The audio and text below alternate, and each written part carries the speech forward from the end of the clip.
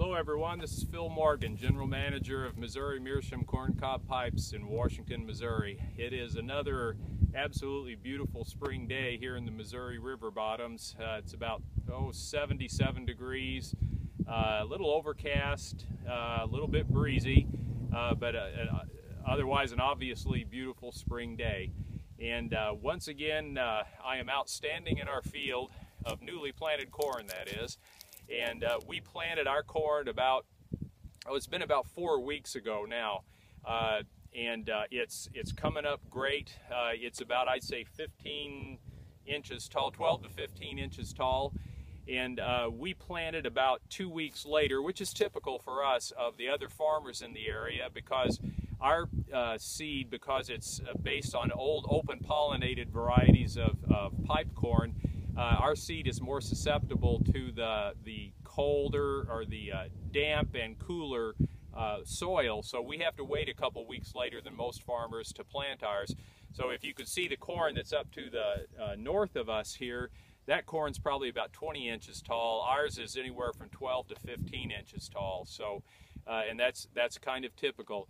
And this is the time of year after we plant our corn and we see that it's coming up great, that we keep our fingers crossed that Mother Nature will give us another great year for growing corn.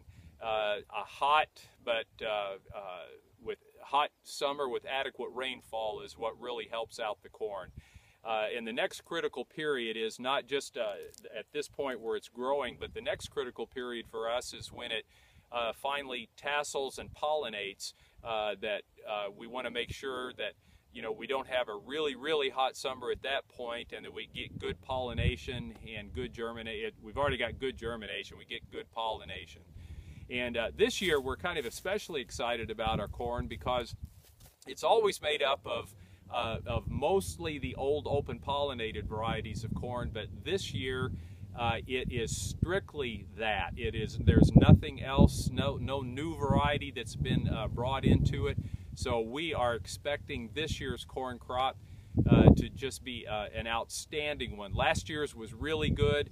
This year we think it's going to be even better, to produce those nice long corn cobs with about a 2-inch diameter, anywhere from 1.5 to 2-inch diameter, and with both red and white cobs, because I think the mixture is good. Some pipes look good in the white cob. Other pipes, most of our pipes really, I think, look great with the red cob.